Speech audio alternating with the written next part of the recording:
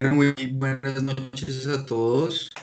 Vamos a empezar la charla para las personas que llegaron puntual. Entonces, bueno, comencemos.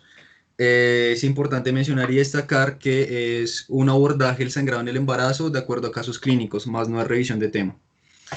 Esta charla está organizada y dirigida pues por la ACNUDCA. Bueno, caso clínico uno, vamos a tener principalmente dos casos clínicos. El primer caso clínico es una mujer de 19 años. Esa mujer de 19 años se presenta inmediato a un parto eutóxico, o parto por el canal vaginal, parto normal, sin complicaciones, sin ningún tipo de alteración anatómico-fisiológica. Desarrolla inmediatamente a este parto eutóxico una hemorragia de aspecto roja brillante de la vagina. ¿Cuáles son sus antecedentes? Bueno, es importante destacar que su curso prenatal no presentó anormalidades. Además de eso, esta paciente dentro de los antecedentes patológicos tiene asma, sufre de asma y esa asma empeoró durante el embarazo. Hace 10 años tuvo una amidalectomía. Asimismo, a raíz del asma, tomó un inhalador de esteroides, un corticosteroide inhalado y un SABA. Además de esto, ya no tiene alergias, no presenta alergias a medicamentos conocidos ni alimentos. Dentro del examen físico se encuentra que su temperatura es de 37 grados centígrados, la presión arterial es de 170 miligramos de mercurio, el pulso es de 115 latidos por minuto y las respiraciones son de 16 por minuto. Dentro de una paciente embarazada, pues el examen físico es normal. Sin embargo, se encuentra que su abdomen es suave y no sensible y su útero es suave y pantanoso a la palpación. El examen pélvico nos revela evidencia de la laceración. ¿Qué es lo importante destacar acá? Primero, todo paciente ginecobstétrico es importante destacar, uno, su edad, dos, sus antecedentes de cualquier tipo, sean quirúrgicos, sean fisiológicos, sean patológicos, sean toxicológicos. Es importante destacar todo tipo de antecedentes porque de acuerdo a diferentes tipos de patologías y a medicamentos, tiene un manejo diferente. Aparte de la edad y de los antecedentes, también es importante destacar el examen físico, porque en el examen físico, de acuerdo a la frecuencia cardíaca, a su frecuencia respiratoria y a su temperatura, se puede empezar a sospechar de diferentes patologías. Hay que destacar y resaltar que en el examen físico su útero es pantanoso la palpación. ¿Listo? Entonces, con respecto a la pregunta del caso clínico, ¿cuál de los siguientes tratamientos debe evitarse para controlar la hemorragia posparto en este paciente? Hay cinco principales de los que aparecen ahí. Dentro de esos cinco principales encontramos acetaminofén, una hidratación intravenosa, ergonovina, oxitocina y la prostaglandina F2A. Antes de darles la respuesta, quiero explicarles cómo se aborda una hemorragia posparto, qué es la hemorragia posparto y cómo se trata una hemorragia posparto. Entonces, vamos a evaluar y ver qué es una hemorragia posparto. Entonces, con respecto a la hemorragia posparto, se encuentra que principalmente se encuentra el 5 al 8% de los casos totales. Además de esto, generalmente se define por la pérdida de sangre de 500 mililitros en el parto vaginal o de 1 litro en la cesárea. Es importante saberlo porque si el volumen de esta hemorragia es menor a esto, no se puede definir como una hemorragia posparto. Si es un sangrado menor a 500 mililitros en el parto vaginal o menor a 1 litro en la cesárea, pues no se puede definir como un parto, eh, como una hemorragia posparto. Es principal saber cómo se define. Segundo, las diferentes tipos de causas. Entonces encontramos que tenemos dos principales causas, la atonía uterina en un 50% de todos los casos de las hemorragias posparto y las laceraciones o lesiones del canal vaginal, encontrado en un 20%. Encontramos otras causas como placenta retenida en un 5 o un 10%, diferentes tipos de coagulopatías e inversión uterina. Generalmente la atonía uterina se destaca por varias cosas. Generalmente es la causa más frecuente de hemorragia posparto temprana, como lo vemos, en un 50%. Una vez expulsada la placenta, desde la parte normal, en un parto, la placenta, después de haber sido expulsada la placenta, se produce una contracción permanente de la musculatura uterina.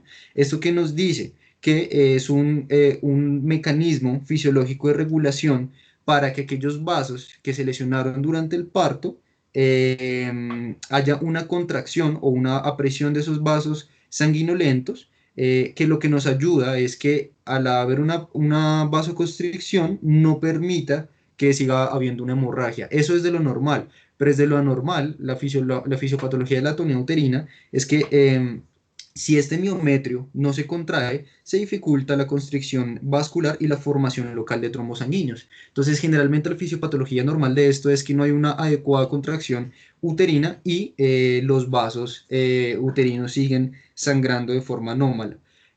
Con respecto a esos factores de riesgo de la atonía uterina, tenemos muchísimos riesgos, muchos factores de riesgos. Tenemos infecciones, principalmente infecciones de la cavidad amniótica, tenemos un útero miomatoso, tenemos un parto prolongado, aquellos pacientes o pacientes que han tenido una labor de parto muy extensa tienen mayor riesgo de presentar una atonía uterina y también cuando hay una sobredistensión uterina.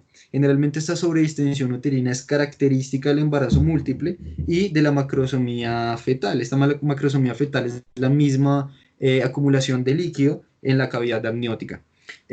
Con respecto a las laceraciones y las lesiones del canal del parto, suelen estar relacionadas con diferentes partos o con utilización inadecuada de instrumentación durante el parto que lesionan pues el canal blando del parto. Tenemos cuatro principales estructuras afectadas en estas laceraciones. Tenemos el útero, el cérvix, la vagina y la vulva. De estos dos es importante destacar, de estos cuatro, perdón, es importante destacar dos, el cérvix y la vulva. ¿Por qué? Porque en el cérvix, principalmente aquellas lesiones que se presentan allí en esta estructura, esas lesiones suelen persistir a pesar de que haya una buena contracción de regulación fisiológica, una buena contracción uterina. Y justo se presentan esas lesiones después de una expulsión fetal. Con respecto a la vulva, es importante destacar que es muy riesgoso presentar lesiones en la vulva, ya que no se pueden diagnosticar hematomas silentes y producen una gran hipovolemia silente postparto. Entonces son aquellas pacientes que llegan en shock, con hipotensión, hipoperfusión, alteración del estado de la conciencia y que principalmente no se diagnostica o no se sabe el por qué llegan así. Son aquellos hematomas que se acumulan en aquella región de la vulva y que no se sabe en qué lugar se ocasionaron. Con respecto a la placenta retenida, tenemos de un 5 a un 10%. Es importante destacar que aparece más en aquellas placentas secretas o en placentas que se apoyan sobre el miometro, placentas que no están bien implantadas y que pueden prolongar y pueden llevar una hemorragia postparto. Con respecto al otro 20%, de acuerdo pues a la población en la que se trate, se mezcla entre coagulopatía e inversión uterina. Con respecto a las coagulopatías, generalmente aparecen en varios contextos o asociadas a varios o a diferentes casos clínicos. En este caso es más común encontrar las coagulopatías en el abruptio placentae. El abruptio placentae es el mismo desprendimiento prematuro de la placenta, que más adelante lo explicaremos. También se encuentran en abortos diferidos, en embolias de líquidos amnióticos, en preeclampsia, y a veces no es tan común encontrarlo, pues se encuentra asociada a la enfermedad de von Willebrand, aquella enfermedad que es una coagulopatía por una eficiencia del factor von Willebrand que nos ayuda a toda la parte de agregación plaquetaria. Y con respecto a la inversión uterina, hay que destacar que la inversión uterina es el prolapso del fondo uterino a través del cérvix y esto se debe a una excesiva tracción del cordón umbilical. ¿En qué momento? Justo antes del alumbramiento completo. Esta inversión uterina tiene, aparte de la complicación de la hemorragia posparto, tiene otra importante complicación que es la endomiometritis. Y esta endomiometritis se presenta justo después del tratamiento de la inversión uterina. ¿Cuál es el tratamiento de la inversión uterina? El tratamiento de la inversión uterina es una reposición uterina. A esta reposición uterina se le llama también una técnica de Spinelli. Y esta técnica de Spinelli, a grandes rasgos, para ser directos y concisos, consta de una incisión mediana en la parte invertida del útero, la cual nos ayuda a reducir el anillo de constricción. y justo después de esta técnica de Spinelli nos lleva a una endomiometritis. Con respecto a la división, la hemorragia posparto se diferencia de acuerdo al tiempo de evolución. El tiempo de evolución menor a 24 horas se caracteriza por una hemorragia precoz y si evoluciona de mayor a las 24 horas, hasta un tiempo de evolución de 6 semanas, generalmente es una hemorragia posparto tardía. Con la prevención y el tratamiento es importante destacar varias cosas. Dentro de las primeras, tenemos dos principales fases de prevención: una prevención primaria, una prevención secundaria y una prevención terciaria. Y una prevención cuaternaria. La prevención primaria es todo aquello manejo activo del tercer periodo de gestación de la mujer, toda aquella mujer que se encuentre en un tercer trimestre del embarazo y que tenga factores de riesgo para una hemorragia posparto. Hay que hacer una prevención primaria para evitar una hemorragia posparto. Con respecto a ya la prevención secundaria y terciaria, con el diagnóstico precoz y el tratamiento adecuado, ¿cuál es? Hay unos cuidados a realizar, esos cuidados, estos principales cuatro que ustedes ven aquí en la diapositiva. El primero consta de un pinzamiento temprano del cordón umbilical, y en ese mismo tiempo, por favor apaguen los micrófonos, y en ese mismo tiempo de evolución, una tracción controlada del cordón umbilical. Posterior a esto, siempre se debe llevar un adecuado control y regulación de la inspección placentaria de la paciente y del feto. Y con los fármacos uterotónicos, ya los vamos a ver en la siguiente diapositiva, cuáles son los más específicos y cómo funcionan. Con respecto al tratamiento, el tratamiento es etiológico, significa que es de acuerdo a la causa que la provoca, por lo tanto es vital llegar con rapidez.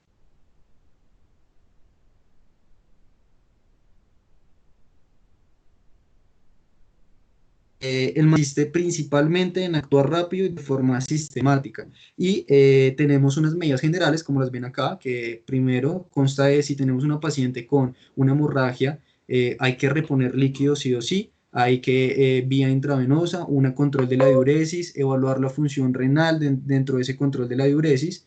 Tres, por medio de oxigenoterapia, tratar de adecuar permitir de que haya un adecuado flujo sanguíneo y que haya un adecuado flujo de oxígeno hacia el feto. Cuarto, una analítica urgente, todo lo que tiene que ver con hemograma, con electrolitos en sangre, con función renal, es importante y es vital. Y quinto, la exploración física. ¿Cuáles son las principales complicaciones? Como leen en la diapositiva, tenemos las complicaciones que es el síndrome de Sheehan. Ese síndrome de Sheehan fue diagnosticado y descrito en 1937. Generalmente se produce por un colapso circulatorio intenso que conlleva la aparición de hipopituitarismo. ¿De qué consta? Como hay un colapso circulatorio encefálico posterior a esta hemorragia posparto, eso genera áreas hipofuncionales y necróticas en la adenohipófisis, que es la hipófisis anterior. Y de acuerdo a esta fisiopatología, nos describe estas características que son la hipogalactia, aquella menorrea, disminución del vello pubiano y el vello axilar en las mujeres, un hipotiroidismo y una insuficiencia suprarrenal. Hay que tener mucho cuidado con esto porque esto puede producir una alta tasa de mortalidad a mediano y a largo plazo en aquellas pacientes que no se les adecuó una importante prevención terciaria y cuaternaria. La prevención terciaria es rehabilitación y prevención cuaternaria lo que tiene que ver con el evitar hacer daño. Con respecto a la prevención farmacológica, como lo veíamos en la diapositiva anterior, hay unos fármacos uterotónicos que son bastante importantes destacar y describir dentro de la práctica clínica, como estos cuatro. Van a encontrar que algunos de estos también se van a encontrar dentro del tratamiento de la toniuterina, que es la causa más frecuente. ¿Por qué la oxitocina? Bueno, generalmente ya les voy a explicar más adelante por qué la oxitocina. Que hay que administrar aproximadamente 10 unidades internacionales tras el nacimiento, y esto ha demostrado que reduce el riesgo de la hemorragia posparto hasta un 60%. Con respecto a la ergonovina es un fármaco que en este momento no se encuentra en Colombia. Se encuentra un derivado de la ergonovina, que es la metilergometrina. Es un derivado sintético, bueno, semisintético de la ergonovina. eh, y se ha demostrado que la administración de una ampolla en dosis única resulta muy útil. ¿Para qué? Pues para disminuir esa hemorragia posparto. En cuanto a esa prevención farmacológica, la sintometrina, ¿qué es la sintometrina? Pues aquella combinación de oxitocina más ergonovina. Entonces la sintometrina principalmente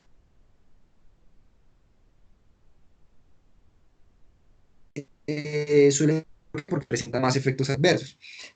No se recomienda suministrar esta sintometrina en pacientes que sufran con hipertensión arterial, um, ya que puede llevar a una hipoxemia y a un sufrimiento fetal. Y la carbetocina es un análogo de la oxitocina, generalmente pues es un medicamento que ha estado en varios estudios clínicos. A pesar de ser un análogo a la oxitocina, no ha demostrado tener una superioridad farmacológica y terapéutica.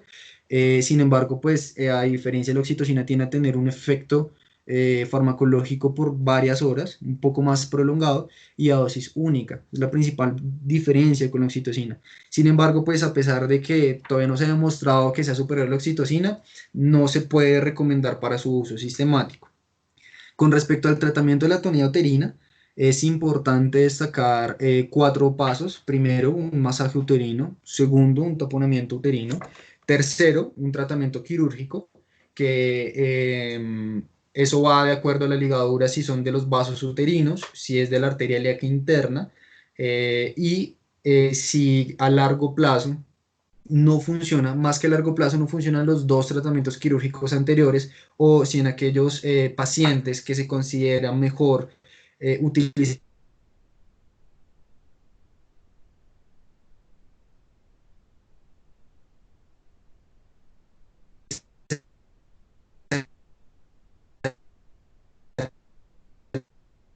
este prevención primaria, y la prostaglandina F2A. Con respecto a la prostaglandina F2A, en Colombia, bueno, más que todo a nivel internacional se encuentra un análogo de la prostaglandina F2A, que es el carboprost. Ese carboprost, lo que sucede con el carboprost es, como es un análogo de la prostaglandina F2A, tiende a tener unos efectos sistemáticos bastante complejos e importantes, y dentro de ellos es que se ha encontrado que aumenta su temperatura en aquellos pacientes que han suministrado el medicamento. Aparte de eso, estimula no solo el músculo liso de la cavidad uterina, sino que también estimula el músculo liso del el tracto gastrointestinal. Por lo tanto, esta carboprost o aquellos análogos de la prostaglandina F2A tienden a generar vómito, tienden a generar diarrea y tienden a generar malestar abdominal. Con respecto a este medicamento, es importante destacar dos cosas. Primero, que se contraindica en todos aquellos pacientes que sufren de cualquier tipo de hipersensibilidad. Y segundo, que también se contraindica en aquellos pacientes que sufren de una enfermedad pélvica inflamatoria y pacientes que sufren con enfermedad cardíaca, enfermedad respiratoria y enfermedad hepática. Dentro de la enfermedad respiratoria se encuentra el EPOC, la bronquitis crónica y el asma. Como podemos ver, esta paciente, por sus antecedentes patológicos, ella presenta asma. Entonces, generalmente este medicamento no está dentro de la indicación de este paciente, porque si en dado caso se le llega a suministrar, tiende a, a generar más que todo, más que una hipoxia o un daño fetal, tiende a generar una vasoconstricción y una broncoconstricción exagerada en sus vías respiratorias, y la puede llevar a la muerte. Entonces, importante destacar este tercer fármaco, que a nivel internacional lo pueden encontrar con muchos nombres, principalmente con el nombre de Carboprost, y que ya saben que no se puede medicar en este tipo de pacientes especiales. Entonces, con respecto a este caso clínico anterior, como veíamos, sabemos que a pesar de que el acetaminofén, como lo mencionaba en diapositivas anteriores, El acetaminofén no está dentro del tratamiento de atonía uterina, que es la principal causa de hemorragia posparto. Tampoco está contraindicado porque los antecedentes patológicos y farmacológicos no le impiden a este paciente tomar acetaminofén. Sin embargo, como no está ni contraindicado, ni tampoco es un medicamento especial del tratamiento, no es necesario quitarle el acetaminofén. De hecho, se ha demostrado que el acetaminofén en aquellos pacientes, como en esta paciente, se puede suministrar, puede incluso llegar a ayudar a disminuir el dolor. Y sabemos que principalmente debemos evitar todos aquellos análogos de la prostaglandina F2A en aquellos pacientes que tienen alteraciones cardiovasculares, hepáticas y respiratorias. Con respecto al caso clínico 2, encontramos una paciente femenina de 19 años de edad. Generalmente ella tiene 38 semanas de gestación. Ella acude a su médico porque ha presentado un moco sanguinolento. Su curso prenatal no fue notable, incluyendo un ultrasonido normal a las 19 semanas. Al realizar el examen por medio del espéculo no presenta lesiones vaginales o cervicales. El cuello uterino está dilatado 2 centímetros con 100% de borramiento. La frecuencia cardíaca fetal se encuentra en los 140 latidos por minuto. Ella tiene contracciones dolorosas cada 2 minutos. Y a la hora después de este examen se encontró que el cuello uterino está en 3 centímetros de dilatación y una pequeña cantidad de moco sanguinolento se evidenciaba en el guante. ¿Qué es importante destacar acá? Que esta hemorragia no es una hemorragia posparto, es una hemorragia en el tercer trimestre de la gestación, genera, específicamente las 38 semanas. Ya sabemos que hay que destacar la edad, es importante destacar la edad de la paciente. En este caso, el caso clínico no nos brinda una información de los antecedentes, pero sí nos brinda un poquito más de información de acuerdo al curso clínico y el examen físico de ella. Entonces, que hay que destacar que después de una hora de presentar una dilatación del cuello uterino, ya dilató 1 centímetro más, estaba 100% borrado el cuello uterino, y tercero, que la frecuencia fetal estaba en los 140 latidos por minuto, es una frecuencia realmente elevada. Y lo otro importante es que hay que destacar que esta paciente tiene unas contracciones dolorosas cada 2 minutos. Entonces, vamos a ver cuál sería el diagnóstico más probable. Tenemos una vasa previa, una ruptura uterina, una placenta previa, un desprendimiento placentario o una abruptio placentae y un labor temprano de parto. Entonces, evaluando que es una hemorragia en el tercer trimestre, todo lo que tiene que ver con la prevención primaria cambia y el manejo del paciente también cambia. ¿Cuáles son las principales causas de una hemorragia en el tercer trimestre del embarazo? Son 4 principales: la placenta previa, la vasa previa, tenemos el abruptio placentae y la rotura o ruptura uterina. Encontramos que principalmente la placenta previa es la primera causa de hemorragia en el tercer trimestre.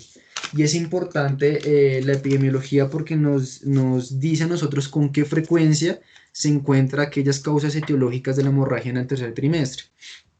Entonces podemos empezar después de la parte epidemiológica, que es importantísima, podemos también seguir con la definición. ¿Qué es principalmente la placenta previa? Pues es aquella inserción de la placenta en el segmento inferior del útero, como dice la diapositiva, ocasionando oclusión del orificio cervical interno. Esto es importante saberlo desde la parte anatomofisiológica porque nos puede llevar a una clasificación y de acuerdo a esa clasificación a una fisiopatología diferente. Entonces encontramos que aquella clasificación de la placenta previa, encontramos 4 principales clasificaciones. Entre ellas encontramos una central total, una central parcial, marginal y de inserción baja. En la siguiente diapositiva, con una imagen, les voy a explicar a profundidad cuál es la diferencia entre cada una de estas 4. Luego de la clasificación hay que determinar sus principales causas. El embarazo múltiple tiende a ser presentado con una placenta mucho más grande en aquellas mujeres que han tenido, como lo menciona en la primera causa, varios embarazos a lo largo de su periodo gestacional. Y esto hace que aumente el riesgo de ser una placenta previa. La segunda es una cicatriz uterina anterior. la incidencia crece con el número de cesáreas previas. Significa que una mujer que ha sido multípara y que ha tenido varias cesáreas tiende a tener no solo una vejiga caída, sino también a tener una placenta previa en futuros embarazos o gestaciones. La multiparidad, como mencionábamos con el primero también, entre mayor sea la paridad y mayor sea la edad avanzada de la mujer que ya haya pasado de los 40 años, tiene mayor riesgo de presentar una placenta previa. Y las mujeres fumadoras. ¿Por qué las mujeres fumadoras? Bueno, pues porque aquellas mujeres que fuman tabaco duplica el riesgo de producir una hipoxemia que conlleva una hipertrofia placentaria compensadora. Entonces, como hay una hipoxemia que tiene que hacer la placenta, pues generar una hipertrofia para que haya un adecuado flujo sanguíneo hacia el feto. Importante destacar la clínica porque desde la clínica nosotros empezamos a hacer un diagnóstico diferencial entre las otras tres patologías principales de las hemorragias del tercer trimestre. Con respecto a esto, ¿cómo se presenta? Se presenta de muchas características. De estas características suelen aparecer de forma espontánea, pero también suelen aparecer o cesar de forma espontánea. Tiende a ser roja, abundante, discontinua, recidivante e indolora. Pero por lo general se repetirá con mayor intensidad. Entonces cesa, aparece de forma brusca, ¿sí? Espontáneo, también cesa de forma espontánea y las primeras veces de su aparición tiende a ser en poca cantidad, pero a medida que empieza a repetirse tiende a ser de mayor intensidad y de mayor flujo. Esta sangre, ¿qué sucede? Pues que tiende a formar coágulos y a pesar de que no hay una afectación fetal, puede presentarse esta afectación fetal solo en una condición. ¿Cuándo? Cuando aquella mujer tiene una hipovolemia materna secundaria a la hemorragia. Aquella hemorragia que ya es abundante, que ha sido continuamente repetida, ahí se presenta una afectación fetal. Con el diagnóstico, ¿cuál es el diagnóstico de elección? Una ecografía transabdominal o transvaginal. Am, es preferible una eco y no se debe hacerse un tacto vaginal, nunca se debe hacer un tacto vaginal. Entonces, entrando con las clasificaciones y los tipos de placenta previa, es importante destacar estos cuatro. La inserción baja tiende a caracterizarse, bueno, ¿qué es importante de esto antes de entrar en materia con cada una de estas? ¿Cómo se clasifican? ¿Cómo hacen para clasificarse? ¿Cómo hacen para diferenciarse? Se clasifica de acuerdo a la distancia entre el borde placentario y el orificio cervical interno. O sea, en otras palabras, se clasifica de acuerdo a la relación que tiene el borde de la placenta y el OSI o el orificio cervical interno. Entonces, de acuerdo a esta relación, se empieza a determinar estas cuatro clasificaciones. Con respecto a la inserción baja, esta inserción baja, el borde placentario, como mencionaba, se encuentra en el segmento inferior, a menos de 7 centímetros. El punto importante de destacar es 20 centímetros. ¿Por qué 20 centímetros? Ya lo vamos a explicar más adelante en el tratamiento. Pero esa inserción baja es menor a 7 centímetros. La clasificación marginal es cuando la placenta llega al borde del orificio cervical interno, pero no la sobrepasa. La central parcial se caracteriza porque aquella placenta cubre el OSI o el orificio cervical interno cuando el cuello está cerrado, pero cuando hay una dilatación igual o mayor a 3 centímetros, solo cubre parcialmente el OSI. Y a diferencia de la central total, en esta la placenta sí cubre la totalidad del OSI, aún con dilatación de la placenta. Entonces, como pueden ver en la imagen, esta imagen la saqué un libro de medicina de ginecobstetricia, medicina y cirugía general de ginecobstetricia, y se puede encontrar aquellas características fundamentales de cada tipo de clasificación de la placenta previa. Con respecto al tratamiento, son las tres principales preguntas que uno se realiza. ¿Cuándo hay que hacer una cesárea? ¿En qué momento hacer una cesárea? ¿Cuándo se puede realizar un parto vaginal? ¿Cómo diferenciar entre un parto vaginal y una cesárea? ¿En qué paciente le puedo hacer y en cuál no? ¿Y en qué momento yo puedo utilizar fármacos como corticoides y tocolíticos? Entonces, el tratamiento se hace de acuerdo al paciente, es un tratamiento individualizado y personalizado. La cesárea solo se realiza cuando hay una madurez pulmonar fetal. O sea, nosotros sabemos que esa madurez pulmonar fetal se completa a las 34 semanas de gestación. Eso nos indica que todo aquel paciente que presenta una placenta previa menor a las 34 semanas de gestación no se puede hacer una cesárea. Sin embargo, hay unas excepciones que ya las veremos un poquito más adelante. Con respecto al parto vaginal, ¿qué nos ayuda a decidir si hacer un parto vaginal o no hacer un parto vaginal? Lo que nos ayuda a decidir es una eco vaginal. ¿Por qué? Porque como lo mencionábamos en la diapositiva anterior, hay que de estas cuatro destacar dos, la inserción baja y la marginal. Esta inserción baja y esta inserción marginal,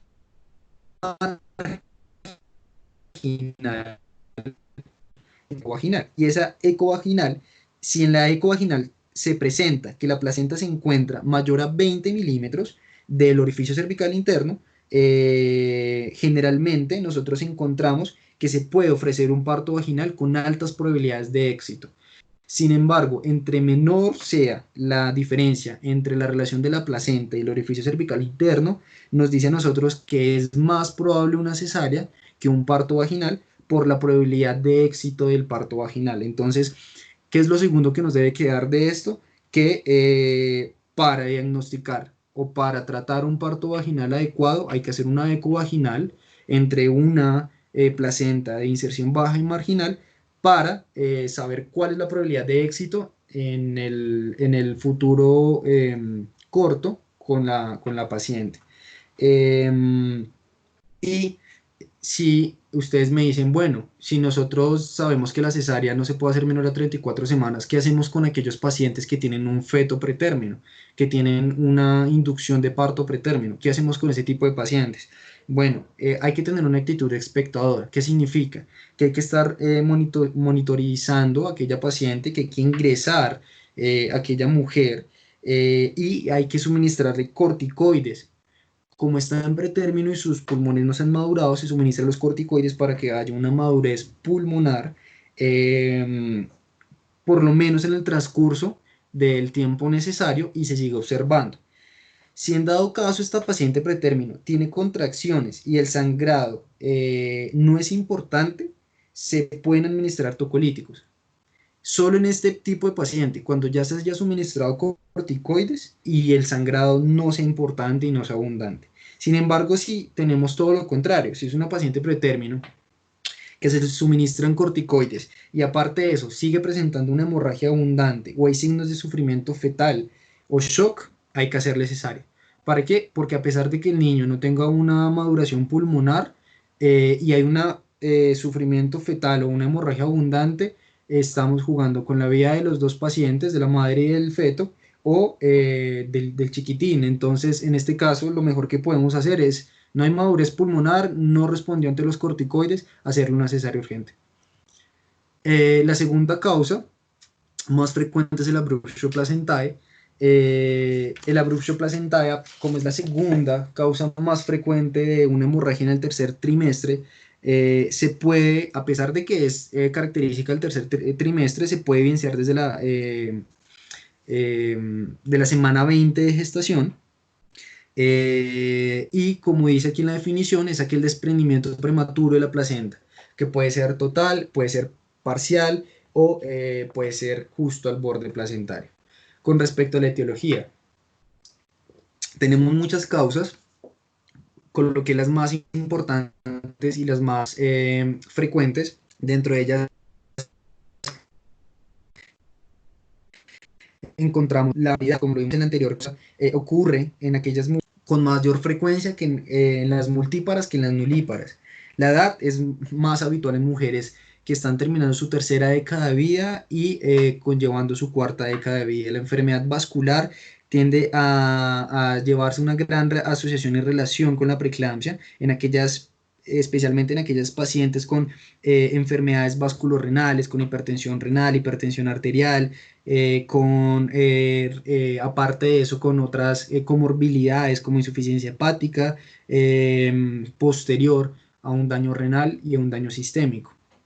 Con la nutricional encontramos que se encuentra esa abruptio placentae más frecuente en aquellas mujeres que no han tenido un consumo de una ingesta adecuada de ácido fólico, y la hipofibrinogenemia congénita parece ser un factor de riesgo, más no se ha establecido una asociación causal. Con los signos y síntomas encontramos tres principalmente. Tenemos la incipiente, la avanzada y la masiva. La incipiente consta de ser, de que es la diferencia entre estas tres es como el porcentaje de la zona desprendida de la placenta. Entonces la incipiente es aquella zona desprendida menor al 25% de la zona total de la placenta. Generalmente cursa con un cuadro clínico en donde no hay afectación fetal, donde no hay afectación vascular materna. El curso clínico también cursa con una sangre color muy oscuro, tiende a ser muy negra, parecido a unas melenas en el sangrado gastrointestinal. Um, y deben tener, no es tan frecuente, pero se ha presentado en varios casos que llegan con un dolor muy leve, vago en el hipogastrio y dolor a la palpación. ¿Esto por qué sucede? Pues porque como hay una desprendimiento, como hay un desprendimiento y una hemorragia eh, posterior al desprendimiento prematuro de la placenta, el mecanismo de regulación fisiológico es aumentar el tono del miometrio. ¿Para qué? Pues para compensar la hemorragia. La avanzada generalmente se caracteriza de un cuarto a dos tercios, en porcentajes de un 25 a un 75% aproximadamente del total de la placenta desprendida. Eh, Cursa con un cuadro clínico de dolor uterino continuo, con una aparición brusca de sangrado genital oscuro, y también presenta una hipertonía uterina, igual que la anterior, pero con mayor intensidad. ¿Para qué? Pues para compensar toda la hemorragia, que no haya la paciente no presente un shock o una hipovolemia grave. Generalmente, como esta hipertonía uterina es mucho más intensa, la paciente o a nosotros como médicos se nos dificulta auscultar los tonos cardíacos fetales, y la paciente llega con mayor dolor abdominal, pues en la región hipogástrica. El masivo es mayor al 75%, mayor al 2 tercios de la zona total de desprendimiento de la placenta. Es de comienzo brusco y con dolor intenso y continuo. Se asocia al útero Cowell-Ayer, que lo veíamos en diapositivas pasadas. Este útero Cowell-Ayer es una infiltración hemática del miometrio uterino debido a la formación de un hematoma retroplacentario. Esto generalmente es porque esta hemorragia retroplacentaria no encuentra salidas hacia la cavidad vaginal. Ya en la siguiente diapositiva vamos a ver una imagen donde nos muestra esto. Y esta abruptio placentae de forma masiva casi siempre se encuentra, es muy común encontrar una tasa de mortalidad muy alta, mayor al 75%, porque es la forma más grave de desprendimiento de placenta, y generalmente se encuentra a la madre en un shock hipovolémico de instauración rápida. Entonces, con este tipo de pacientes, más que todo en el masivo, hay que correr. ¿Cuál es el tratamiento? Bueno, el tratamiento se caracteriza principalmente por terminar la gestación lo antes posible por una cesárea urgente. Sin embargo, también hay que destacar tres cosas importantes. Hay que contemplar, uno, pues mantener las constantes vitales maternas, frecuencia cardíaca, bulimia, respiración, y tiene que ver con la circulación fetal. Segundo, cruzar y reservar la sangre para realizar una posible transfusión grande, y hacer un estudio de la coagulación, factores de la coagulación, proteínas. Esta cesárea urgente, si el feto se encuentra muerto, en vez de hacer una cesárea urgente, pues de forma eh, abdominal, maternas lo permitan, o sea que no haya contraindicaciones para el tratamiento, y controlando la posible aparición de convulsiones. Ah, y con las complicaciones pues, de la abruptio placental, encontramos cuatro más en un 10%, constituye un embarazo en el tercer trimestre. Encontramos un fracaso renal agudo aproximadamente de un 1 a un 3%, el útero de Kobe-Belair, que ya lo explicamos, y una embolia de líquido amniótico. Aquí encontramos esta imagen de la Abruptio placentae, encontramos un útero contraído o tetania, un hematoma, una placenta desprendida y una acidosis fetal. ¿Cómo es el curso fisiopatológico? Lo primero que sucede es que la placenta se desprende, esto genera un gran sangrado. Para disminuir la hemorragia, el biometro se contrae, comprime las arterias espirales y como esta contracción es tan intensa y tan grande, extensa y generalizada, esto impide una adecuada circulación útero-placentaria o intrafetal y aparece una hipoxia fetal. Como hay una hipoxia fetal o una inadecuado flujo sanguíneo, inadecuado flujo de oxígeno en el feto, lo que hace es generar mayor desprendimiento y una acidosis fetal. Por lo tanto, es una regulación positiva. Entonces, entre más haya hemorragia, más hay contracción uterina, y entre mayor contracción uterina, mayor acidosis fetal y hay mayor sufrimiento fetal. La basa previa, tenemos un curso clínico en el cual lo primero que sucede es que hay una inserción del cordón en la bolsa amniótica en vez de la placenta. Esta basa previa es principalmente la tercera causa de hemorragia en el tercer trimestre del embarazo. Ah, después de que hay una inserción del cordón, sucede que los vasos umbilicales cruzan por delante de la presentación de forma anómala. ¿Qué sucede? Pues que al haber una presentación de forma anómala y se cruzan por delante, se introducen en la placenta. Al introducirse en la placenta, produce una rotura de estos vasos umbilicales que conlleva una hemorragia y esta hemorragia, sí, trabar en las diapositivas, conlleva un sufrimiento fetal. Entonces, el curso clínico es generalmente tres grandes etapas: inserción del cordón en la bolsa, un cruzamiento de forma anómala de los vasos umbilicales, introducción de la placenta, una rotura de estos vasos que conllevan una posterior hemorragia y que posteriormente llevan a un sufrimiento fetal. Es importante también destacar que esta mortalidad es muy alta, es una mortalidad del 75 al 95%. ¿Cuál es nuestra sospecha diagnóstica? Cuando nosotros veamos aquellos vasos que laten en la bolsa amniótica, tenemos que empezar a sospechar de una basa previa. ¿Y cuál es el tratamiento? Cesárea urgente. Es el único tratamiento indicado para esta basa previa y es lo mejor que se puede realizar en aquella paciente que tiene este trastorno.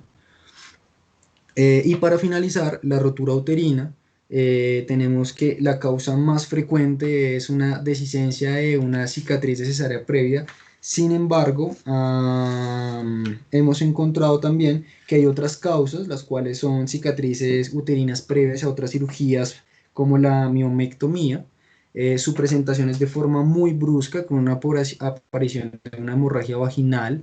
Hay una presentación del paciente con una afectación grave del estado general, un choque hipovolémico, un dolor intenso y una tendencia a la atonía uterina. Es posible encontrar dolor a la palpación en regiones hipogástricas, pero también es posible la palpación de partes fetales a través de la pared abdominal. Esta presentación fetal se caracteriza por alejarse del estrecho superior. Entonces, dentro del tratamiento de esta rotura uterina, lo que uno se pregunta es: ¿cuándo realizo una histerectomía? ¿En qué momento realizo la histerectomía? ¿Cuándo realizar la cesárea? Entonces, lo primero que se debe realizar es esta cesárea urgente nos indica una alta probabilidad de un éxito en la reparación de la rotura uterina. Sin embargo, si sabemos que no hay un éxito o un caso en el cual no es probable, lo mejor es practicar una histerectomía.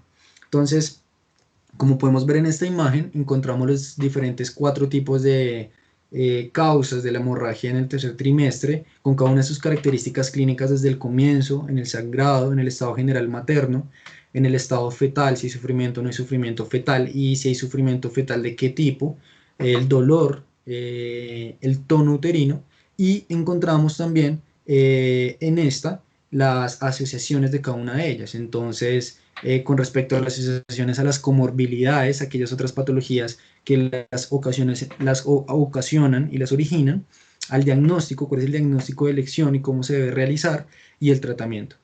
El tratamiento es de una forma como muy explícita, muy resumida, pero como les mencionaba, el tratamiento debe ser primero personalizado, segundo enfocado a cada paciente y tercero de acuerdo al curso clínico con el que progrese la mujer en ese periodo de atención hospitalaria. Esto es la principal bibliografía donde saqué los casos clínicos y la revisión de tema, manual de medicina y cirugía de ginecología y obstetricia y el libro editorial de Kaplan Medical. Muchas gracias. Si alguien tiene alguna pregunta, puede escribirla por el chat y ya la evaluamos.